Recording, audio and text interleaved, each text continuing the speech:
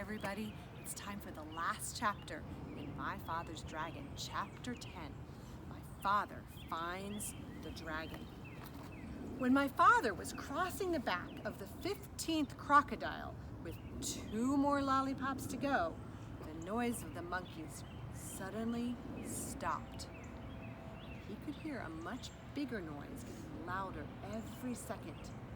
Then he could hear 7 furious tigers and 1 raging rhinoceros and 2 seething lions and 1 ranting gorilla, along with countless screeching monkeys led by 2 extremely irate wild boars, all yelling, "It's a trick! It's a trick! There's an invasion and it must be after our dragon! Kill it! Kill it!"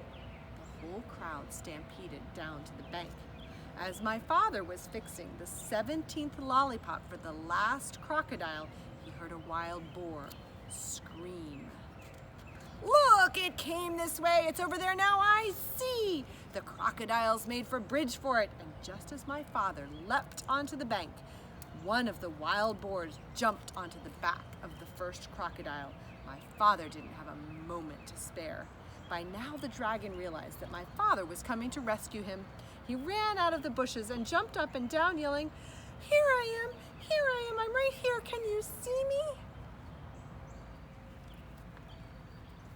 "Hurry! The boar is coming over on the crocodiles too! They're all coming over! Oh, please hurry, hurry!" The noise was simply terrific. My father ran up to the dragon and took out his very sharp jackknife. "Steady, old boy, steady! We'll make it. Just stand still," he told the dragon as he began to saw through the big rope. By this time, both boars, all 7 tigers, the 2 lions, the rhinoceros, and the gorilla, along with the countless screeching monkeys, were all on their way across the crocodiles, and there was still a lot of rope to cut through. "Oh, hurry," the dragon kept saying, and my father again told him to stand still. "I don't think I can make it," said my father. "We'll fly over to the other side of the river, and I can finish cutting the rope there." Suddenly, the screaming grew louder and madder, and my father thought the animals must have crossed the river. He looked around and saw something which surprised and delighted him, partly because he had finished his lollipop, and partly because, as I told you before, crocodiles are very moody and not the least bit dependable, and are always looking for something to eat. The first crocodile had turned away from the bank and started swimming down the river. The second crocodile hadn't finished yet, so he followed right after the first, still sucking his lollipop. All the rest did the same thing, one right after the other, until they were all swimming away in a line. The 2 wild boars, the 7 tigers, the rhinoceros, the 2 lions, and the gorilla, along with the countless screeching monkeys, were all riding down the middle of the river on a train of crocodiles sucking pink lollipops, and all yelling and screaming and getting their feet wet.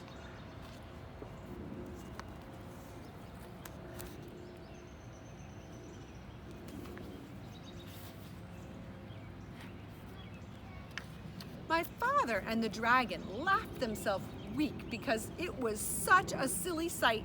As soon as they had recovered, my father finished cutting the rope, and the dragon raced around in circles and tried to turn a somersault. He was the most excited baby dragon that ever lived. My father was in a hurry to fly away, and when the dragon finally calmed down a bit, my father climbed up onto his back. "All aboard," said the dragon. "Where shall we go?" "We'll spend the night on the beach, and tomorrow we'll start on the long journey home. So it's off to the shores of Tangerina," shouted my father, as the dragon soared above the dark jungle and the muddy river, and all the animals bellowing at them, and all the crocodiles licking pink lollipops and grinning wide grins. After all, what did crocodiles care about a way to cross the river? And what a fine feast they were carrying on their backs. As my father and the dragon passed over the ocean rocks, they heard a tiny, excited voice scream, "Bobcat, Bobcat, we need our dragon! We need our dragon!" But my father and the dragon knew that nothing in the world would ever make them go back to Wild Island. The end.